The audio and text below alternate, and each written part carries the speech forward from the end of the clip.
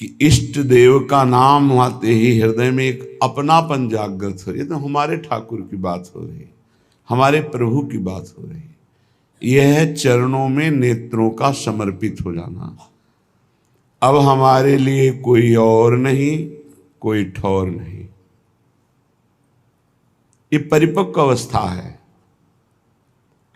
इंद्रियां चंचल हैं, मन चंचल है, कोई फर्क नहीं पड़ेगा। इस बात को गंभीरता से समझ लिया जाए। प्रभु एक अपनेपन को ही मानते हैं, चाहे जितनी बड़ी बड़ी साधना हो। यदि कोई और है, कोई और ठौर है, तो रंग नहीं आएगा। ये रसिकों के संग से और ठौर दोनों खत्म हो जाती है। एक अनन्य आश्रय आ जाता है। ये बहुत बड़ा विश्राम स्थल है। भरोसा, आश्रय, शरणागति, अपनापन, अवलंबन, प्रपत्ति, ये सब एक ही पर्यायवाची शब्द हैं, एक ही बात है। और यही विश्राम है। आगे वर्णन करते हैं कि मेरा हृदय कहीं भी जा सकता है, मेरे में सामर्थ्य नहीं है। आप इसको पकड़ लीजिए तो ये कहीं ना जाए। हे हृदयाराध्य राधा वल्लभ लाल, आप अपने श्री चरण प्रकाशित कीजिए हृदय में, तो हमारा हृदय फिर कहीं किसी को अपना ना मान ले। बड़ा खतरा है यहां किसी व्यक्ति, वस्तु, स्थान को अपना मानना, और बिना माने अपने को असहाय समझता है। कोई व्यक्ति दोस्त ना हो, कोई हमारी अनुकूलता ना बने, कोई पदार्थ जो हम चाहते ना मिले, तो ऐसा लगता है जीवन अधूरा है।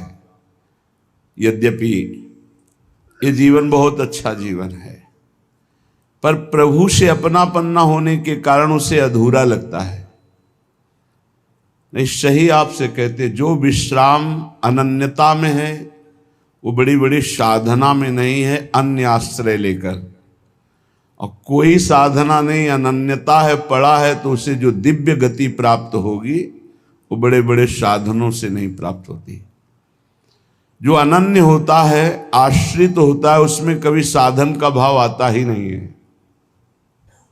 देखो ध्रुवदास जी महाराज कह रहे हैं, सबे अंग गुणहीन हो, ताप व्रत नियम संयम ज्ञान विज्ञान जो बोलो, सबे अंग गुणहीन हो, ताको जतन न कोई, एक किशोरी कृपाते, जो कछु होए सो होई, सोऊ कृपा अति सुलभ नहीं, ताको कौन उपाओ, चरण शरण हरिवंश की, सहजे ही बने बनाओ।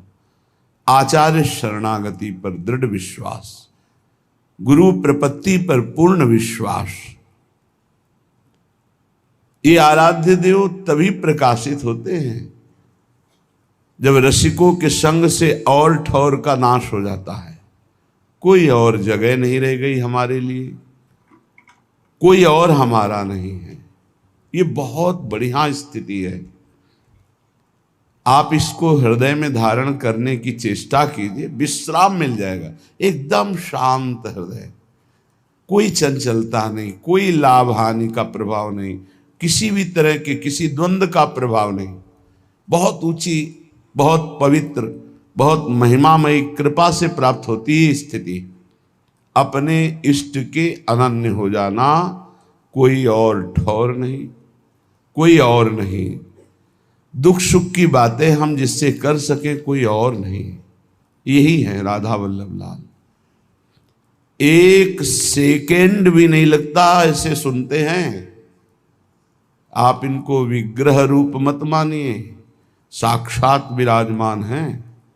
कई दिव्य अद्भुत घटनाएं राधा वल्लभ जी के मंदिर में ही घटी हुई, हृदय की बातें होती। एक सेकेंड भी कहने के बाद सेकेंड तब पूरा हुआ जब बात पूरी हो गई।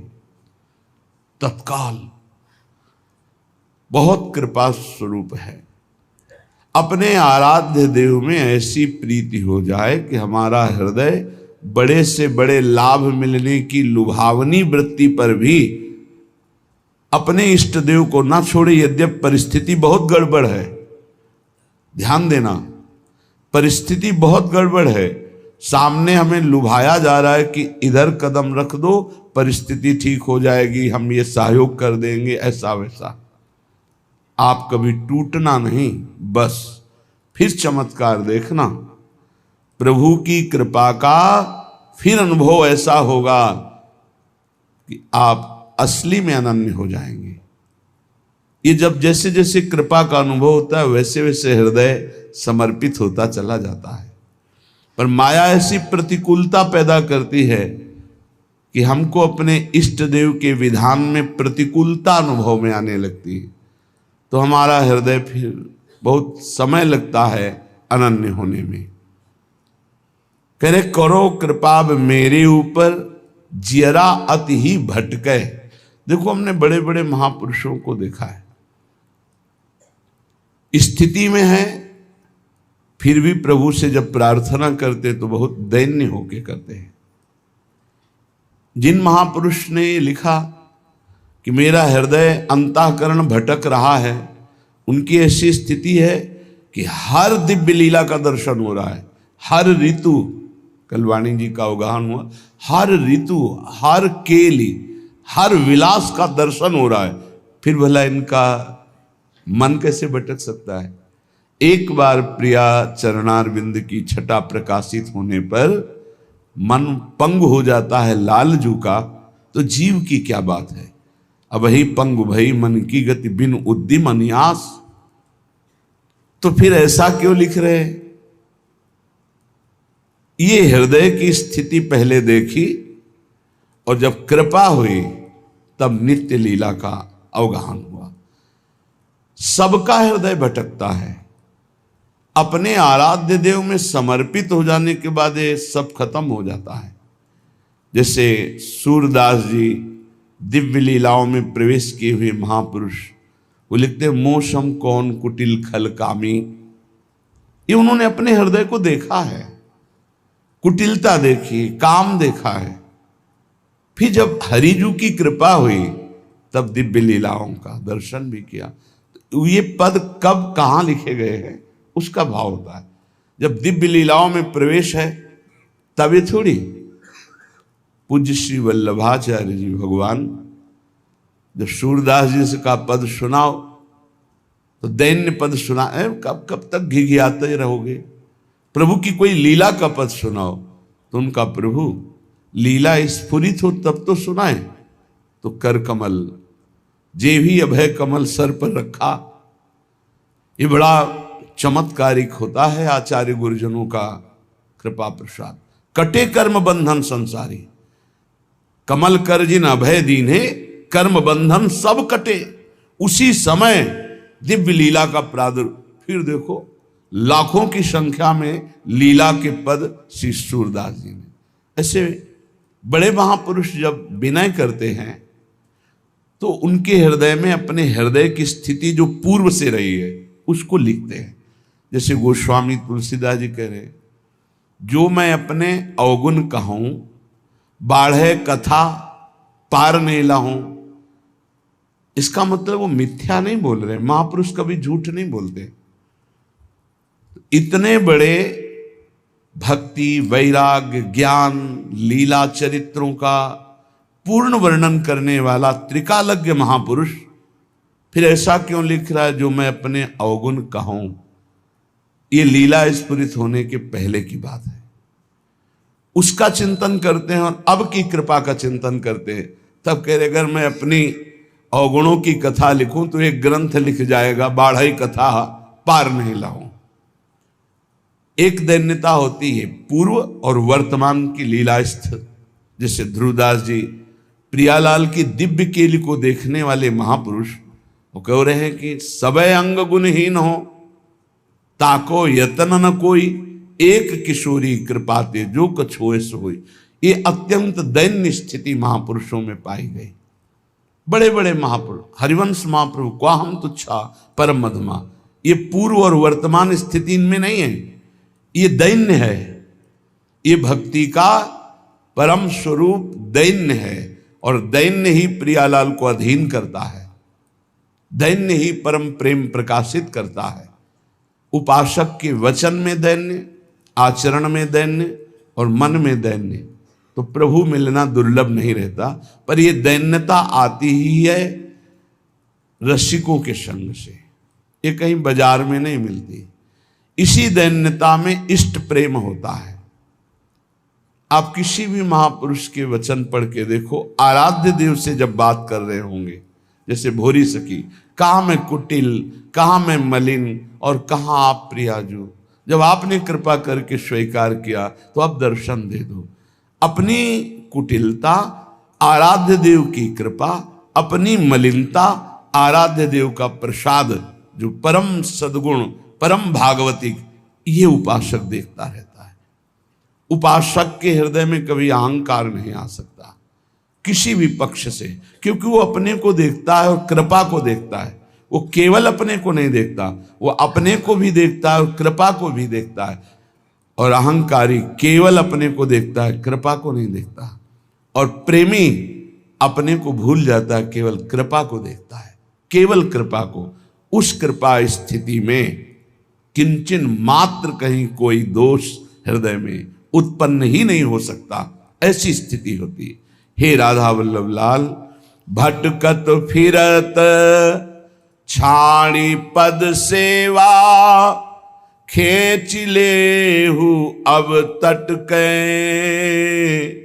अपनो करी मुहि कैसे छाड़ो, पकड़ी बाहु को झटके। हे प्रभु, आपके श्री चरणों का चिंतन, सेवा छोड़कर काम क्रोध लोभ मोह मद मत्सर की वृत्तियों में भटक रहा हूं। खींच लो मुझे, अब खींच लो प्रभु, आप खींच लो। यही भक्त देखता है कि मुझे प्रभु ने बचाया, और ये सच्ची कहता हूं, कितनी भी साधना कर लो, निर्विकार स्थिति केवल कृपा से होती है। चाहे उसे गुरु कृपा कहो, चाहे इष्ट कृपा कहो, ये शब्द आप हृदय में बैठा लो। निर्विकार स्थिति केवल कृपा से होती है। साधना से बचाव पक्ष चलता रहता है, लेकिन विकार चिंगारी की तरह बने रहते हैं। अगर फूस और वायु अनुकूल मिल जाए तो ज्वाला बनने में देर नहीं लगती, लेकिन वो चिंगारी बुझती है कृपा से, ये पक्की बात है। चाहे ज्ञान मार्ग का पथिक हो, चाहे भक्ति मार्ग का, गुरु कृपा ही केवलम मोक्ष मूलम गुरु कृपा। वही राधा वल्लभ लाल जो गुरु है, वही हमारे इष्ट है। हमारे गुरुदेव ही राधा वल्लभ लाल है, राधा वल्लभ लाल ही गुरुदेव है। हरि हरिवंश भेद नहीं होई, प्रभु ईश्वर जाने सब कोई, दोई कहे ना अनन्यता, विश्वंभर सब जगा भास, जस वर्णो हरिवंश विलास, श्री हरिवंश गाई हो। हे गुरुदेव, हे राधा वल्लभ लाल, बहुत भटक चुका, अब खींच लीजिए। और प्रभु बाह पकड़ के रखना, फिर भी छुड़ा के भाग सकते हैं। अपनों करीमुई कैसे छाड़ो, पकड़ी बाह को झटके। नाथ अपना करके छोड़ मत देना, बाह पकड़े रहना, क्योंकि हमारी विश्वास स्थिति अपने में नहीं है। कभी किसी भी माया के आकर्षण से हम भाग सकते हैं, प्रभु मुझे पकड़े रहना। ये अत्यंत दैन्य स्थिति है, अत्यंत दैन्य स्थिति। नाथ आपका स्वभाव है, एक बार जिसे पकड़ लिया छोड़ते नहीं, पर मेरा चंचल स्वभाव है, मैं छोड़ सकता हूं आपको। तो आपके स्वभाव को जानते हुए आपकी कृपा से आपको याद दिला रहा हूं कि आप मुझे विषय दलदल से खींच लीजिए और खींच कर पकड़े रहिएगा, छोड़िएगा नहीं। अगर छोड़ देंगे नाथ तो फिर मैं भटक जाऊंगा। तुम ढिग पतित अनेकनी आए, मेरी बार क्यों सटके, जोरु धारोगे प्रभु मुँह को सुयस बढ़ो।